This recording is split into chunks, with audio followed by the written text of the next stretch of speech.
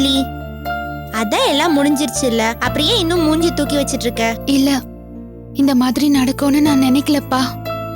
ஒருத்தன் நம்ம கைய பிடிச்சு இழுக்கிறானா அந்த அளவுக்கு நம்ம தப்பா நடந்துக்கிட்டோமோன்னு தோண ஆரம்பிச்சிடுச்சு. ஏ லூசு, இப்படி எல்லாம் யோசிக்க ஆரம்பிச்சனா அதுக்கப்புறம் உன்னால இயல்பாவே இருக்க முடியாது. அவன் இவன் பாக்குறதுக்காக நம்ம வாழ்றோம், நாமளா இருக்கணும். இந்த விஷயத்துல உன் தப்பு எதுவுமே இல்ல, அதனால உனக்கு குற்ற உணர்ச்சி வர வேண்டிய அவசியமே இல்லடா.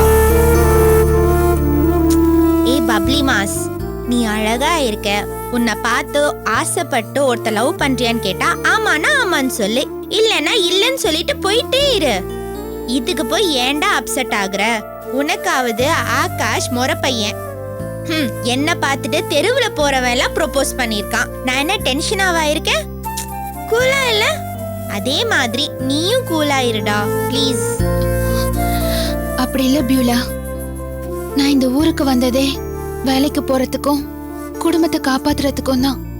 அப்பா இல்ல, என்ன நம்பி ஒரு குடும்பம் இருக்குங்கிறது மட்டும்தான் எனக்கு தெரியும். இப்படி எல்லாம் தொந்தரவுகள் வரும்போது எனக்கு ரொம்ப கஷ்டமா இருக்கு.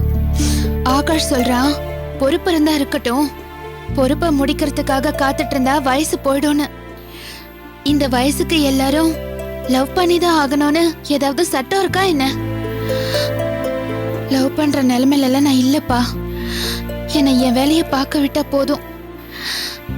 என் நிலைமை புரியாம இப்படி ஒவ்வொருத்தனா வந்து டார்ச்சர் பண்றது பெரிய துன்பமா இருக்கு.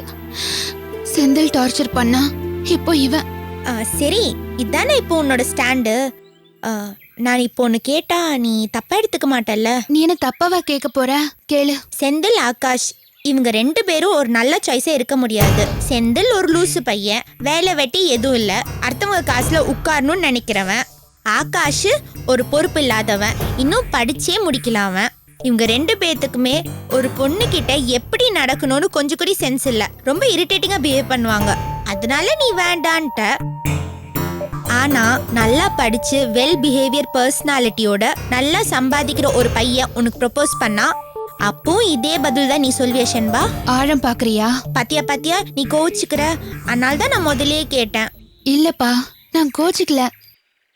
யாரு வந்து கேட்டாலும், எந்த ராஜகுமாரனே வந்து கேட்டாலும் என்னோட பதில் நோதான். இப்ப இருக்கிற நிலைமையில காதலுங்கிறது ஒரு ஆடம்பரம்பா. என்னால அதெல்லாம் நினைச்சிட்டு இருக்க முடியாது. நான் காதலிக்கலனா உலகம் அழிஞ்சிட போறதில்ல, காதல் இல்லனா நானும் அழிஞ்சு போயிட போறதில்ல. 1000 பொறுப்பை தலையில சுமந்துக்கிட்டு 1001வது பொறுப்பா என்னால காதலையும் சுமக்க முடியாது. அதனால எந்த கொம்ப வந்து கேட்டாலும் நான் முடியாதுன்னு தான் சொல்லுவேன். ஏய் லூசு, என்னப்பா இது? நல்லா புசு புசு நினைச்சா அதான் நல்ல வேலை. பண்ணு ஞாபகம் வந்துட்டு உன்னை கடிக்காம விட்டுட்டேனே. பாவண்டி, உன்னை கட்டிக்க போறவன். ஒன்னும் கவலைப்படாத, என்ன கட்டிக்க போறவனுக்கு கண்ணும் நிச்சயமா பண்ணு மாதிரி இருக்கவே இருக்காது. சரி, காஃபி சாப்பிட்டியா? இன்னும் நான் கிழிய போலப்பா. சரி, நீ போய் செல்விக்காவை எடுத்து வைக்க சொல்ல, நான் அதோ வந்துடுறேன். ஓகே சரி.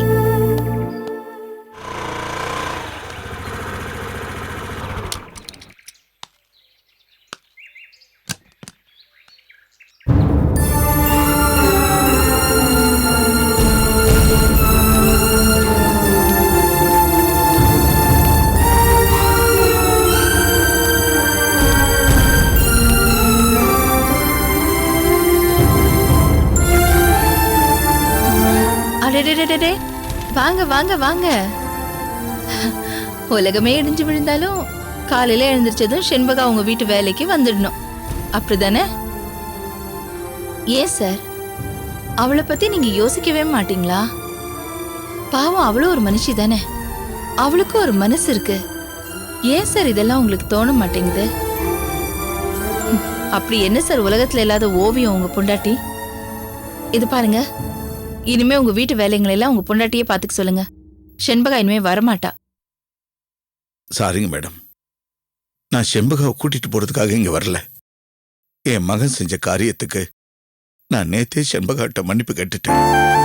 இருந்தாலும் அவ வீட்டை விட்டு வெளியே போகும்போது ஒரு விதமா குழப்பத்துல இருந்தா, அதான் அவளை நேர்ல பார்த்து சமாதானப்படுத்திட்டு போலான்னு வந்தேன் மேடம். அவளே வந்துட்டா. நீங்க 2 பேரும் பேசுங்க, நான் காஃபி கொண்டு வர சொல்றேன். சரிங்க மேடம்.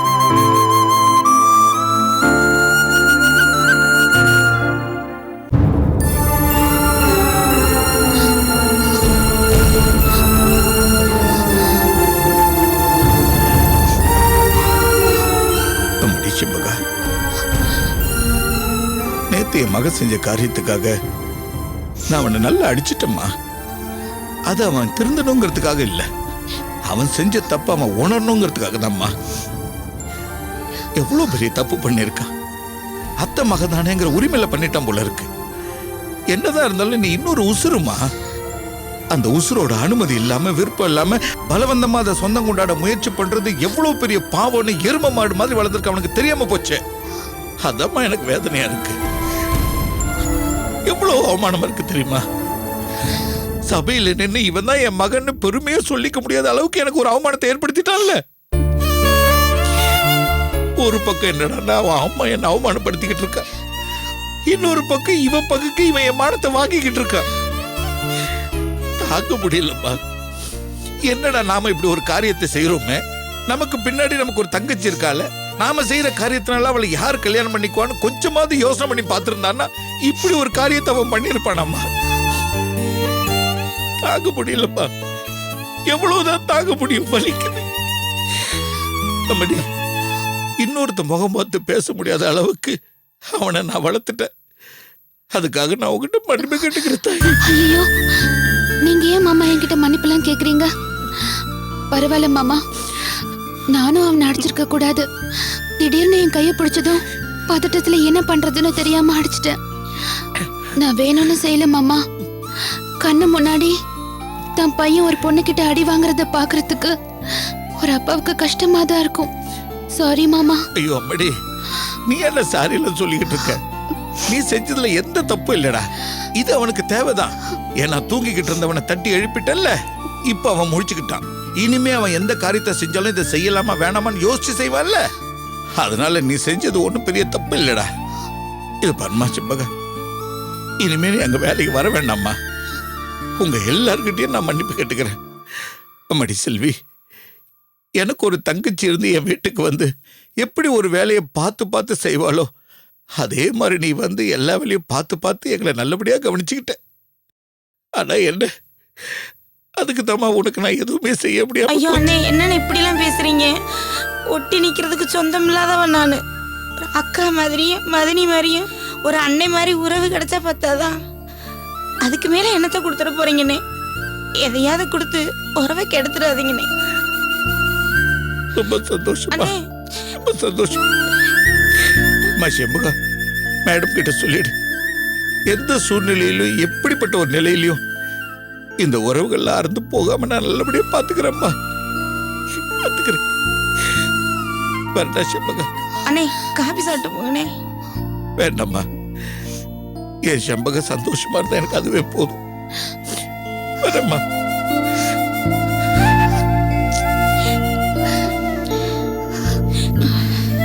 நல்ல மனுஷன், ஆனா வீடு இப்படி காடு மாதிரி கஷ்டப்படுத்துதே.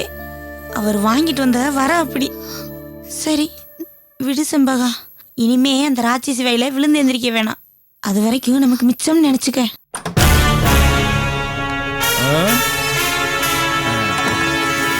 அப்போ நாம நினைச்ச மாதிரி எலி வலைக்குள்ள இருந்து வெளில வரப்போகுது இல்ல? வரட்டும். கல்யாணம் பண்ணிக்கலான்னு சொல்லி அவங்க வரப்போ நாம அவங்களுக்கு கருமாதி பண்ணப்போம். காத்திருந்த காத்திருந்த கையெல்லாம் அரிக்குதுரா. வெங்கடேசா முதலாளி, ஊருக்கு வெளியில சென்னை போற ரோட்ல 5வது கிலோமீட்டர்ல ரோட்டுக்கு லெஃப்ட்ல ஒரு கோயில் இருக்கு. அந்த கோயிலை வச்சு கல்யாணம் பண்ணலான்னு சொல்லி நீ அவங்கள கூட்டிட்டு வந்த. நாங்க முன்னாடி அங்க போய் ரெடியா காத்துட்டு இருக்கோம். அங்கேயே வச்சு அவங்க சொல்லிய முடிச்சிடலாம். அண்ணா, நாம அங்க போய் காத்திருந்து ஒருவேளை அவங்க அங்க வராம வேற எங்கேயா மாத்து போயிட்டாங்கன்னா அவங்க அந்த கோயில் தண்டா வந்தாகணும். அந்த கோயிலுக்கு அவங்கள கூட்டிட்டு வருது வெங்கடேசன் பொறுப்பு. அதுக்கு தானே அவனுக்கு காசு கொடுத்து வச்சிருக்கோம். என்ன வெங்கடேசா? கூட்டு வந்துடுற முதலாளி, நீங்க சொன்ன மாதிரி கூட்டு வந்துடுறேன். பிளான்ல எந்த தப்பு வந்துடக்கூடாது. நீ கூட்டிட்டு வரதுல தான் எல்லாமே இருக்கு. அவங்க வேற பிளான் பண்ணாலும் நீ அதை மாத்தி நான் சொல்ற இடத்துக்கு கூட்டிட்டு வரணும். கண்டிப்பா கூட்டு வந்துடுறேன் முதலாளி, நீங்க கவலைப்படாதுங்க. ஓ ஒரே முதலாளி.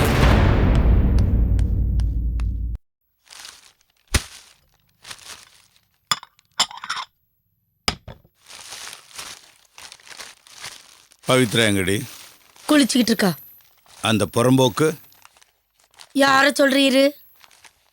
அதான் நீ உன்னை பெத்து வச்சிருக்கிய, நம்ம குளத்தை விளங்க வைக்க வந்த உலக்க கொழுந்து, அவனை தான் கேக்குறேன். பாவி மனுஷா, என் பிள்ளைய பார்த்தா இப்ப புறம்போக்கு நீரு. உலகத்திலே பெத்த பிள்ளைய பார்த்து புறம்போக்குன்னு சொன்ன முதல் அப்ப நீ அத்தை இருப்பீரு, அதுவும் பெத்த தாய்கிட்டே. என் பிள்ளை பித்து பிடிச்ச மாதிரி காலையில எந்திரிச்சு சாப்பிடாம கொல்லாம போச்சு. தோளுக்கு மேல வளர்ந்த பிள்ளை இப்படிதான் போட்டு அடிப்பாவளோ. அந்த சிரிக்கி தான் அடிச்சிருக்கானா, நீர் அதுக்கு மேல அடிக்கிறீரு. அதுல மனசு ஒடிஞ்சு போய்தான் என் பிள்ளை எங்கேயோ சாப்பிடாம கூட போயிட்டான். ஏய், அவ செஞ்ச காரியத்துக்கு அவனை கொலை பண்ணி போட்டிருக்கணும். அடிச்சதோட விட்டேன்னு சந்தோஷப்படு. சாப்பிடுறீ புலம்பிக்கிட்டே கொட்டிக்கோ. தொண்டை குளிக்கலே இறங்க மாட்டேங்குது. காசை பிச்சு திங்கிற மாதிரியே இருக்கு. சண்டால சிரிக்கி ஒரு சின்ன விஷயம் என்னமோ உலக மகா விஷயம் நடந்த மாதிரி என்னமோ இதுக்கு போய் இவ்வளவு நாண்டுகிட்டு நிக்கிறா. எரிச்சலை கிளப்பாம சாப்பிடே இல்ல தட்டோட தூக்கி அடிக்கிட்டு போன ஆய வச்சுட்டு சும்மா இருக்க மாட்டேன். சை.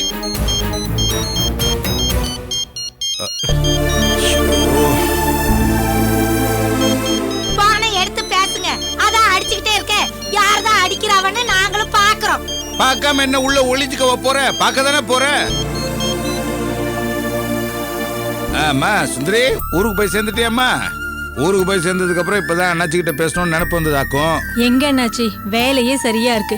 2 நாள் வீட்டை ஒப்படைச்சிட்டு போனதுக்கு 7 நாள் வேலை வச்சிருக்காங்க இந்த ரெண்டும். இப்பதான் ஒன்னொன்னா ஒழுங்கு பண்ணிட்டு இருக்கேன். என்னன்னாச்சி, மைனிக்கு இப்ப தேவையில்லையா? வலிகளெல்லாம் இல்லையே, இப்ப புலம்புறது நிறுத்திட்டாங்களா?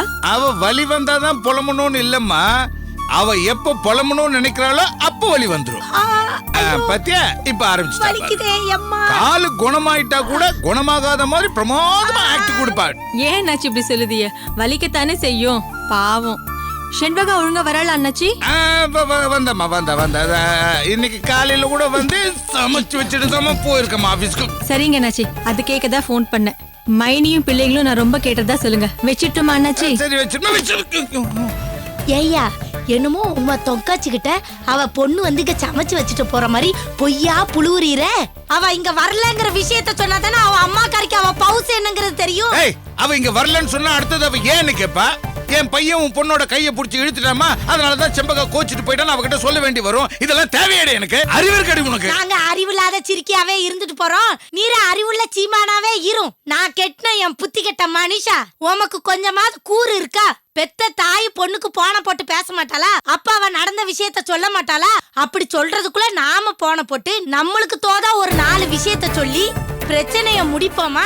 அத விட்டுட்டு டிங்கி டிங்கின்னு எங்க மேல கோவப்பட்டுக்கிட்டு எனக்கு அறிவு இருக்கான்னு கேட்டுட்டு இருக்கிறீரு. ஏண்டி இவ்வளவு நடந்ததுக்கு அப்புறம் கூட உன் புத்தி தப்பாதான் யோசிக்குது பத்தியா? சத்தியமா உன் புத்தி நல்ல புத்தி இல்லடி, நல்ல புத்தியே இல்ல. எங்களுக்கு நார புத்தியாவே இருந்துட்டு போட்டோம், உமக்கு ரொம்ப நல்ல புத்தி இருக்குல்ல, அது அப்படியே வச்சுக்கிடும். ஒரு சின்ன விஷயம் என்னமோ செண்பகாவை என் பையன் கெடுத்துட்டு ஓடி போயிட்ட மாதிரில எல்லாரும் பேசுறிய. ஏதோ லேசா கைய பிடிச்சி இழுத்துட்டா அது ஒரு பெரிய குத்த மாதிரி எல்லாரும் பேசுறீல. இவ மட்டும் ரொம்ப ஏக்கியமா ஒரு பொம்பளை ஆம்பளை கைய நீட்டி அடிச்சிருக்கா. அவ கைய முறிச்சு அடுப்புல வைக்கிறத விட்டுட்டு நம்ம சாதி சனத்துல பொம்பளைங்க ஆம்பளைங்க அடிக்கிற பழக்கம் உண்டாங்கும். அடிச்சன மூஞ்சி முகரக்கட்டையெல்லாம் பேந்து போயிடும் தெரியுமா? கல்யாணமாக வேண்டிய வயசுல இருக்கிற ஒரு பொண்ணோட கையை நம்ம பையன் பிடிச்சி இழுத்து இருக்கிறான், அதுவும் கண்ணுக்கு தப்பா தெரியல? கையை பிடிச்சி இழுத்ததுக்காக அந்த பொண்ணு உன் பையனை அடிச்சது மட்டும் கண்ணுக்கு தப்பா தெரியுதுல? உன் புத்தி இப்படி இருக்கும்போது உன் பையனோட புத்தி எப்படி இருக்கும்? அப்படிதான் இருக்கும். விதை ஒண்ணு போட்டு சொர ஒண்ணா முளைக்கும். இதெல்லாம் நான் பிடிச்ச கிரகச்சாரண்டி. உங்க பஞ்சாயத்து பேச்செல்லாம் இப்ப கேட்டுட்டு இருக்கிறதுக்கு எனக்கு நேரம் இல்ல. நீர் வேணா ஆபீஸுக்கு கிளம்புமே போறோம். நான் இந்த பிரச்சனையை எங்க பேசி எப்படி முடிக்கணுமோ அப்படி முடிச்சுக்கிறேன். போறோம். நீ முடிக்க மாட்டேடி, இன்னொரு குடும்பத்தை கெடுக்கிறது தானே உன் வேலை. வாங்கிட்டு வந்த டிஃபனை ஒரு வாய் நிம்மதியா சாப்பிட முடியுதா? உன்னை கட்டிக்கிட்ட பாவண்டி இதெல்லாம். யாம்பிள்ளைய வெறுவை இத்தனை பேருக்கு இதுல உமக்கு ஒரு சாப்பாடு கேக்குதாங்க. பாரும் நான் மட்டும் உம்மை கட்டிக்கலன்னா நீர் என்னைக்கோ நடுத்தருல நின்றுப்பீரு. நான் கொஞ்சம் இப்படி இறுக்கி பிடிக்கிறதுனாலதான் இன்னைக்கு இவ்வளவு பெரிய வீட்டுல இருக்கோம். பேச வந்துட்டார்.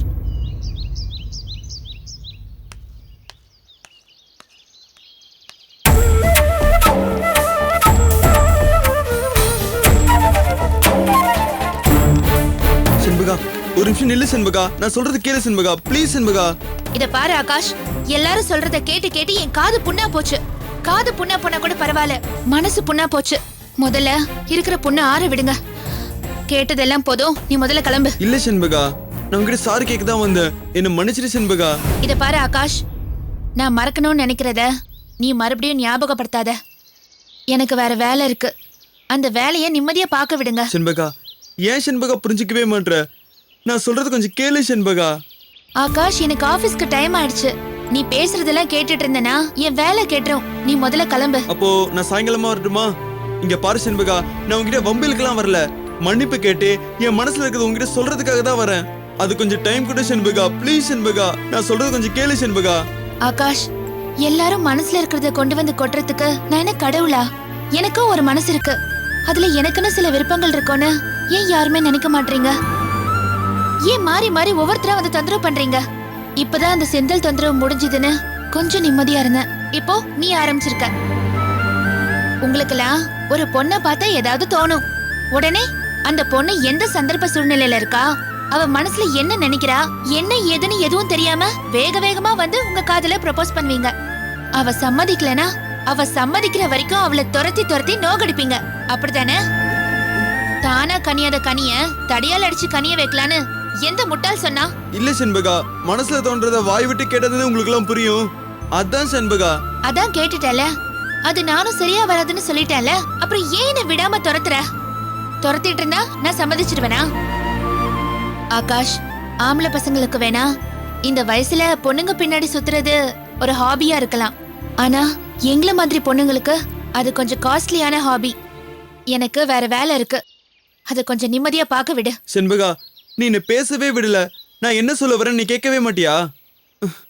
ஒருவேளை உனக்கு இப்ப டைம் இல்லைனா நான் சாயங்காலமா வரேன். நான் என்ன சொல்ல வரேன்னு கொஞ்சம் காது கொடுத்து கேளு செண்பகா, ப்ளீஸ். இத பாரு ஆகாஷ், நீ என்ன சொல்லுவேங்கிறது எனக்கு தெரியும். நீ என்ன நினைக்கிற, என்ன சொல்ல விரும்புறங்கிறதெல்லாம் ஏற்கனவே சொல்லியாச்சு, நான் அதுக்கு பதிலும் சொல்லியாச்சு. அத நீ திரும்ப திரும்ப என்கிட்ட சொல்ல வேண்டிய அவசியமே கிடையாது. ஒரு தடவை கேட்டாலும் அதான், 1000 தடவை கேட்டாலும் அதான். மனசுல எந்த தயக்கமும் இல்லாம ஒழுங்கா நான் பாட்டுக்கு உங்க வீட்டுக்கு வந்துட்டு இருந்தேன், நீ அதையும் கெடுத்துட்ட. இனிமே நான் எப்போ உங்க வீட்டுக்கு வந்தாலும் எனக்கு சங்கடமா தான் இருக்கும். மறக்கிறதுக்கு சமய சந்தர்ப்பம் கொடுத்தா போதும். என்னை தொந்தரவு பண்ணாத ஆகாஷ். எனக்கு குடும்பத்தை காப்பாற்ற வேண்டிய கடமை பொறுப்பு எல்லாம் இருக்கு. காதலிக்கிறத பத்தியோ கல்யாணம் பண்ணிக்கிறத பத்தியோ யோசிக்கிற நிலைமையில நான் இல்லை. எனக்கு ஹெல்ப் பண்ணணும்னு நினைச்சேனா ப்ளீஸ் என் நிம்மதியை கெடுக்காத.